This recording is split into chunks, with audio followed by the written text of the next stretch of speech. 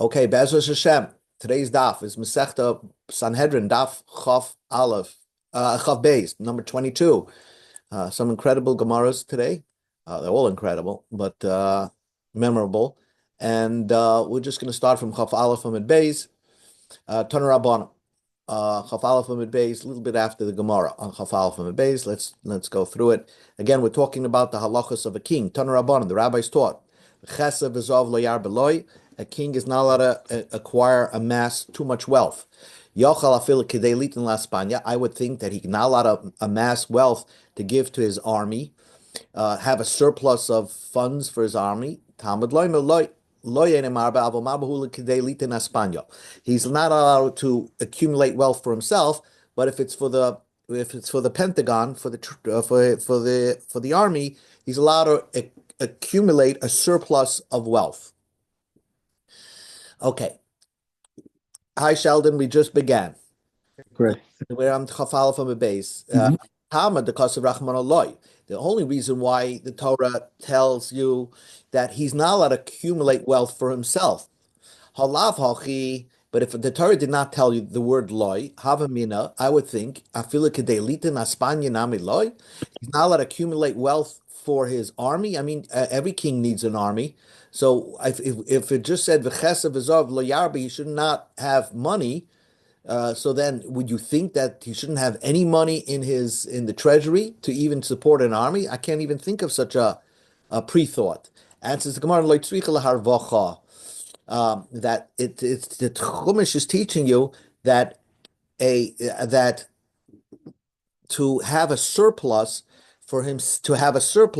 that's what you need the pasuk to teach you. He's not allowed to have any extra money for himself, but he is allowed to have over and above what he needs, over and above the budget for his army, just in case maybe a sudden war happens and he has the cash available to hire more mercenaries. Whenever you see the word loy, it means you're supposed to learn something from that. When the Torah tells you that a melach lo yarba lo noshim, he's not allowed to have too many wives. What is to him? He's not allowed to have too many wives to him. My darsh bey, lamute hedyoites. That means that only a melech has this rule of not having 18 wives. But any person who's not a king is allowed to have more than 18 wives. It's only to a melech there's this limit of having 18 wives. Rav Yehuda asked a contradiction. So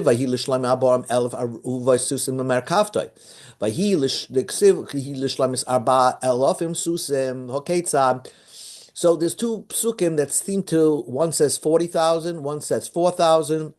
One is talking about stables, and one is talking about barns. Hoketzad. So how do you reconcile? If you want to say, you can say it in two ways. Shlomo HaMelech had 40,000 barns. And each one had 4,000 stables for the horses. Each one of those 40,000 barns. If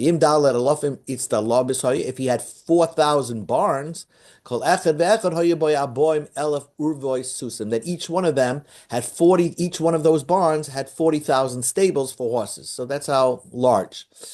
Rabbi Yitzchak asked the contradiction. Regarding Shlomo HaMelech, there was the ultimate period of amazing time for the Jewish people. The pasuk says, "En kesef nechsha b'mei Shlomo l'meuba."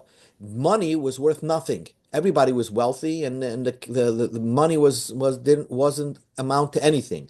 The pasuk says, that money was at least as valuable as stones. So how do you reconcile these two contradictions? Like Kasha, before Shlomo married the daughter of Parai, so then money was worth. It was amazing. Money wasn't, everybody was wealthy. The economy went down a little bit, and after he married the daughter of Parai, this money became at least worth like stones. Amar Rabbi Yitzchak, now as you can see, that Shlomo HaMelech did a big of sin by marrying the daughter of Parai. He did it for political reasons, but when he married the daughter of Parai, who brought idol worship somehow into Jerusalem and into the Beis Hamikdash. Yared Gavriel v'noetz kona bayom. Gavriel came and put a stick into the sea, and somehow earth came up from the sea somewhere in the Mediterranean. V'hela sirtain v'ola nivna krech gadol b'shebedroimen, and from that sand mass came the big city of Rome. Came out of that somehow a piece of landmass rose from the ocean, and on that landmass was Rome built. V'yamer Rabbi Yitzchak said, why didn't the Torah teach you the reasons of why certain prohibition gave? Why is this? Why is every mitzvah, most mitzvahs, like? Why didn't the Torah tell you why you can't eat chazer or why you can't wear shatnez? There were two psukim that the Torah did tell you the reason. Nichsh behem gadol ha'olam, and the great people of the world stumbled. Ksiv, the pasuk told you, Lo yarba lo nashem, don't have too many wives because they're gonna stray your heart. Amar Shlomo said in his wisdom, Ani arba, this doesn't apply to me. V'loy asur, I could take 1,000 wives and they're not going to turn my heart. Ksiv, vahila esikna Shlomo noshav hitu es levavai. When Shlomo got old, the women turned his heart away. Ksiv lo yarba lo susim. Shlomo Melech was told not to raise too many horses because maybe you'll bring the people back to Mitzrayim, which was the ancient place where horses were bred. I'll raise horses and never return the people back to Egypt. The pasuk does describe that he forced some of the Jews to go back to Egypt to help supply horses for his kingdom. Because of Sefer Torah l'shmai, another rule is a king writes a Sefer Torah. Tana, uvad shelo yiskar b'shal avosav. Uvad shelo yiskar b'shal avosav. Sheshnoi b'shal avosav. Right? He shouldn't have it. It shouldn't be inherited from his grandfathers. In other words, he has to write his own Sefer Torah. Okay, and it shouldn't be. Shouldn't. You say, "Oh, my father left me a Sefer Torah. I don't have to write one." Amar Rava, every Jew that even though you have an inheritance, you inherited a Sefer Torah, there's a mitzvah to write a new one for yourself. Everybody has this mitzvah to write a Sefer Torah. So then the question is, then why does a king has a separate mitzvah? The Bryce, our Mishnah says, a king has to write his own Sefer Torah. He can't get it from other people. He has to write a Sefer Torah. So our Mishnah seems to imply Melech and only a king has to write a Sefer Torah. A regular commoner does not have to write a Sefer Torah. So how did Rava say that everybody has a mitzvah to write a Sefer Torah? Answers the Gemara, like Tzricha, this is very important, the Shtei Torahs. A king has to write 2 Torahs. Kedetanya, we learned in a Brisa, because of Loyas Mishneh, he have to write a double. So, Kaisav Loy Shmoi Shtei Torahs, the king has to write 2 Torahs. Achas sheyotzes v'nichnas imoy, v'achas shumnechas loy beveis kanasav. One is like at home in his treasury, and one, we're going to learn that he ties it around his arm. He had like a mini Sefer Torah, whatever, maybe it just had the Aseres Adivos, but he had a mini Sefer Torah attached to his arm, and he would walk around with it. But one was in his house. The one that he tied and it was around him. So that means he wrote it in a very small way, so he could attach it to his arm. He didn't take it to a bathhouse or to a restroom. He could only, go around with it in a place where you could read it. In the place that they didn't read it, and a place where you couldn't read it, he wasn't allowed to carry the Sefer Torah, so he couldn't bring the Sefer Torah into a bathroom, but it was always with him. Marzutra says, he disagrees, okay? We learned that Sefer Torah, because it says Mishnah Torah, it implies that a melech has to write Shnei Torahs, 2 Torahs. But Marzutra has another interpretation of what the word Mishnah Torah is. And it's very interesting. Betchila nitnu Torah Yisrael b'ksav ivri l'shoin hakodesh. Originally, the Torah was written in another alphabet called Ivri alphabet, l'shoin hakodesh. I'm going to put it onto the screen. This is the Ivri alphabet. You may have seen it on ancient coins where the aleph looks a little funny. Beis, Gimel, that's the way the ancient coins. And until the building of the second base of Mikdash, Hebrew was written that way. We don't have a Sefer Torah from Moshe Rabbeinu's time, so we don't know. But that's what Mar Zutra said. U'l'shoin hakodesh, it was written in Hebrew. Chazra v'nitlam b'mei Ezra b'ksav Ashuris. In Ezra's time, they wrote a Sefer Torah, very interesting, in the script that we have in the Sefer Torah that we're familiar with. That's called a Ksav Ashuris, L'shoin Arami, and it was also written in Aramaic. It wasn't written in Hebrew, the Torah. Beri Lahem Yisrael, but the Jewish said, no, we want the Torah in Ksav Ashuris, and L'shoin HaKodesh, and we want it to be in Ksav Ashuris, which is the alphabet, and also we want the Torah to be written in Hebrew. But some Sefer Torahs for common people are written in that script and in an Aramaic language. My Hadyotis, by the Kuthians, there's a group of people in Israel that they think they're Jews. They have Sefer Torah written in the Ivris font and in Aramaic. My Ksav Ivris, like I showed you on the screen. Tanya, we learned in a Brisa. Who was this Ezra? Ezra helped build the second temple during the second Commonwealth. Ezra had that high soul that had he been living in the time of Moshe, he could have replaced Moshe as the one that gave the Torah to the Jewish people. But so as far as a person, so Ezra had that same kind of, he wasn't as great as a Navi as Moshe, but he was the same worthy person for someone who that God would have chosen to be the person to give the Torah to the Jewish people. But Moshe, by Moses it says, so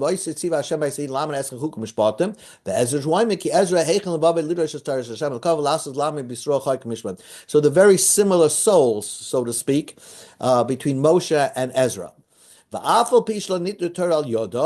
Even though the Torah was not given by Moshe, by Ezra, nishtana al yodai.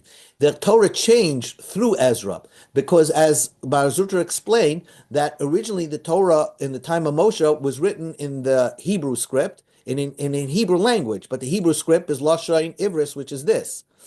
As you can see on the screen, a different letter. And he changed it. Shnema, Pasuk says, we go on to Amar Aleph, Uksav nishtavim kasuv aramis b'tugram amramis. The Hebrew language changed. And it was written in Aramaic and translated in Aramaic. Uksiv, the Pasuk describes also, loik ha'elen ksav al-mikra pishul l'idol malka. That nobody, when Belshazzar had a party, and this was the king of Babel, and he saw some writing on the wall. A malach wrote something on the wall, and they called all the Jews to try to read the handwriting of the malach, and nobody could understand it, because the malach, who was in the time of Ezra, was writing in the Ksav Ashuris in a different Hebrew font, which nobody knew how to read. The pasuk says the Kosav as Mishneh HaTorah Azois. According to Mar Zutra, Mishneh HaTorah Azois means Ksav Haroy Lishtanois. That the reason why it's called Mishneh Torah, because the font, the alphabet changed. Lama Nikra Ashuris. Why was the alphabet changed to Ashuris? What's called Ashuris Hebrew? Ash'ala Imoam Asher. It came up with the Jewish people from Assyria. Syria is like another name for Babel. So therefore, that's what this Tana holds. That it changed from Asher. Tanya, we learned that we changed the Hebrew font. Changed. Tanya, we learned in the Brisa. Rebbe said, "Batchila b'ksav zeh nitnu Torah Yisrael." Really, the Torah was written. Rebbe disagrees. It was written in the Ashuris, what we have in the shuls, in the Sefer Torah. Kavan shechatu, when the Jewish people sinned, napach lam l'royetz, it turned into a broken.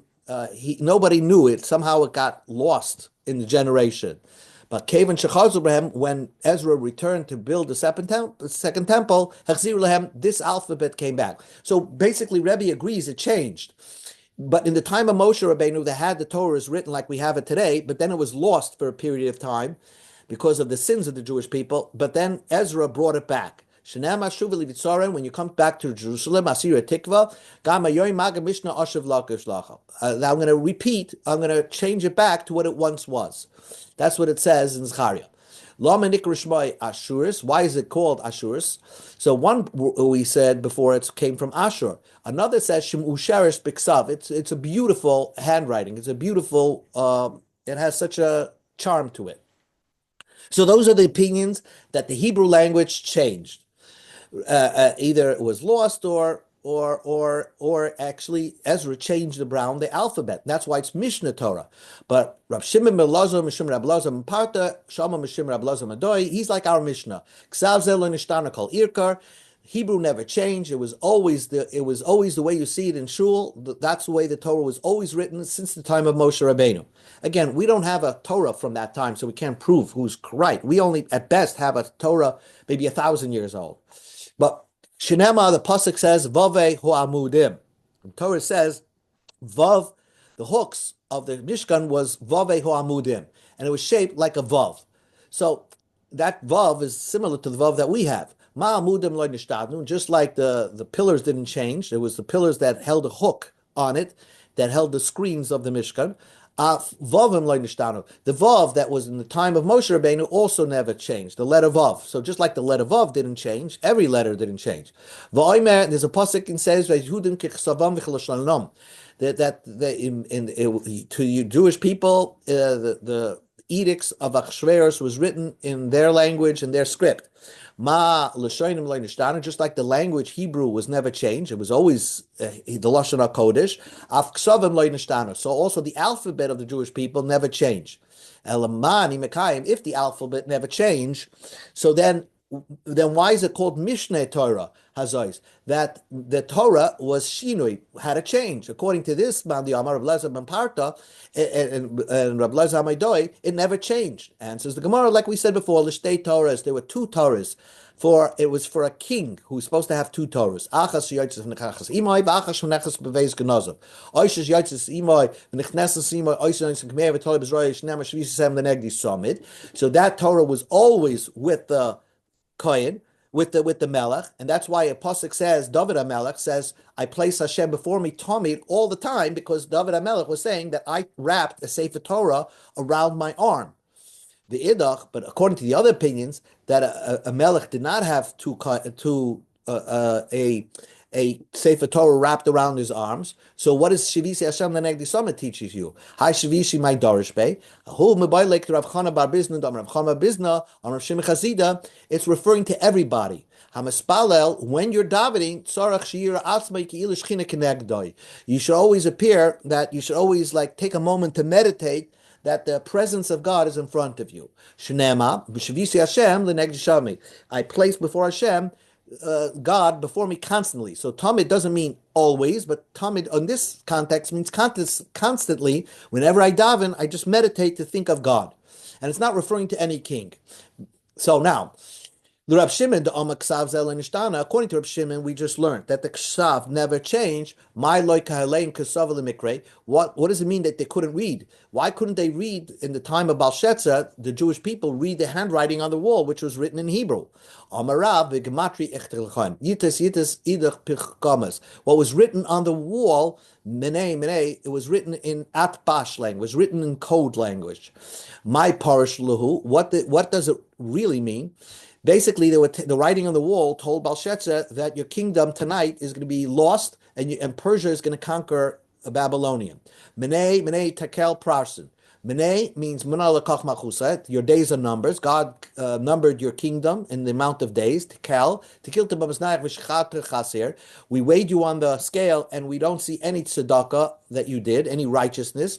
Parson priestess malchusa v'yavis l'madei paris, and that your kingdom will be broken apart and will be given to madei paris. Now, that's the first teretz. So it was written in Atbash. That's why it was written in the Aramaic, in the Aksav Ashuris, in the Hebrew language. Jews knew how to read Hebrew, but they couldn't decipher the code that was written on the wall until Daniel came and deciphered it for Belshazzar. Ushmul Ama Mamsus Nakvin Ar Ulim. It was written this way. I have it on the screen over here. It was written, you're supposed to read it downwards. People were reading it across, but really you're supposed to read it downwards. Manay, Manay, you can see over here in the screen, Manay, Manay, Taklin, Ufarsin. So they read it wrong, and that's why they got it wrong. Nobody could figure it out. Rabbi Yechonama Anam Anam Lekas Nisrafu. It was written. The words were written backwards, so nobody could figure it out. Ravashi Yama Nama Nama Kasal Person. Not that the words were written backwards, but the first two letters of each word was written in reverse.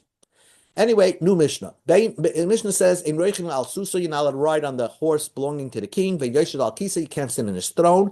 Ve'mishtamshim b'sharvita, you can't use his cane. Ve'royin Isaac Kishim, nobody's allowed to watch him as he gets a haircut. Like Shu Arim, and not when he's unclothing, without clothing. Like Shu Bebeis America, it's not even in a bathhouse where everybody's without clothing.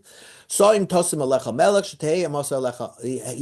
awe should be upon you, and therefore it's a mitzvah to say that you can't violate by watching him take a haircut or bathing. Amar Rav Yaakov, Amar Rav Yochanan. New Gemara, fascinating Gemara. Avishag mutaris l'shar. Avishag in Tanakh says Avishag was a lady that as the King David got older, he needed he was cold, and the Tanakh tells us that they couldn't figure out how to warm up his body, and he was advised to take a young girl who's a pasula to be with him as a companion, and being together with her, he's going to warm up. So when he died, so that Avishag wasn't his wife; it was just a companion. And therefore, Shlomo HaMelech was allowed to marry this Avishag, V'asura Adoniah, but she was usher to marry Adoniah, Shlomo's brother, because it was usher for a prince. It was only worthy for another king, but not for a prince. This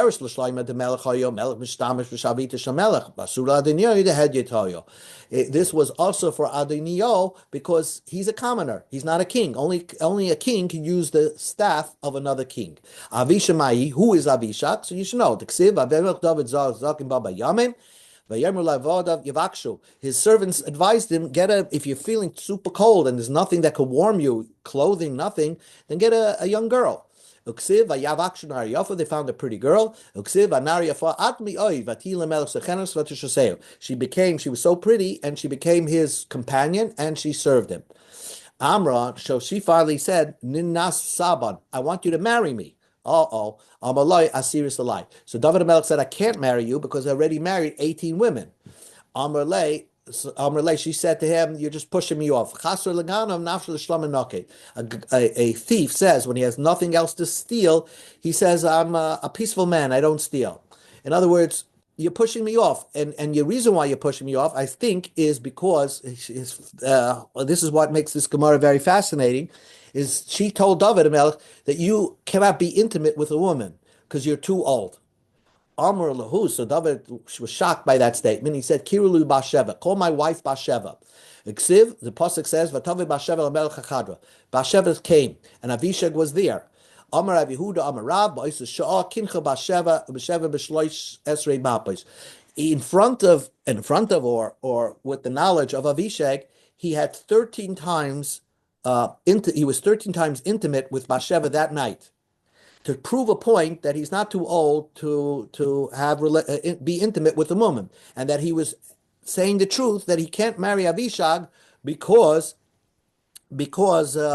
he's married to 18 women, and there's 13 words in that pasuk, and that's how we know that he had relations 13 times. Amar Rab Shemen bar Abba Boirei. So why, the question is, why didn't David HaMelech divorce one of his wife? Then you'll only have 17. And now, and then he can marry Avishag. Amar Rav Shemen bar Abba Boirei Kama Koshin Gerishin Shari David HaMelech Etiru Le'liyachav Etiru Le'legashers. They made David HaMelech, it's permissible him to be alone with an unmarried woman, even though we just made that gezerah that you're not allowed to be with an unmarried woman, but they didn't give him the permission to divorce his wife, even though he was married to 18. So what's one less? Divorcing a woman is the worst thing. Amar Blessing. Now we go to the point. Gemara discusses what's so bad about divorcing a woman. Amar Abelezer, Kol Megarish Ish Rishayna Film Mizbeach Meral of the Marish. Nema v'zoy shtein tasik kasois dimas mizbach Hashem b'chiva noka vein oid penois al mincha v'lekachas retzoin miyadchem. In other words, that if the whoever divorces his first wife, even the mizbeach starts crying, is so upset when a husband and wife get divorced. What's the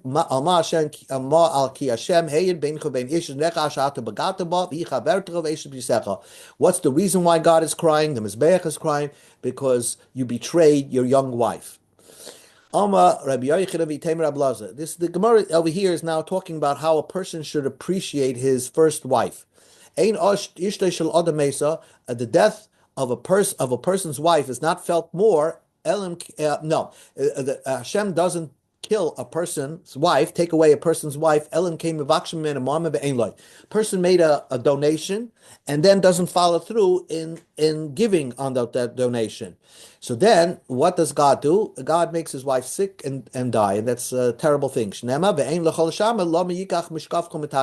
have nowhere to pay, why should God take your wife from under you? If a person lost his first wife, to him it's as if the whole Beis Hamikdash was destroyed. In other words, these are unreplaceable type of things. Nebuch people came back after the war. They lost their wives, even though they rebuilt themselves, but their first wife, they never got over that. Shnema. Ben Adam hini lekech mimchas machmed einachem gave lesus leisif leisovit imesecha. Ksiv dabel amma baike v'tamas ishti be'erev. Ksiv hini mechales migdashis goin uschem machmed einachem. So machmed einachem and machmed einachem both once refers to your the desire of your eyes. One refers to your Beis Hamikdash. One refers to your wife, and there's a juxtaposition over here in Yecheskel.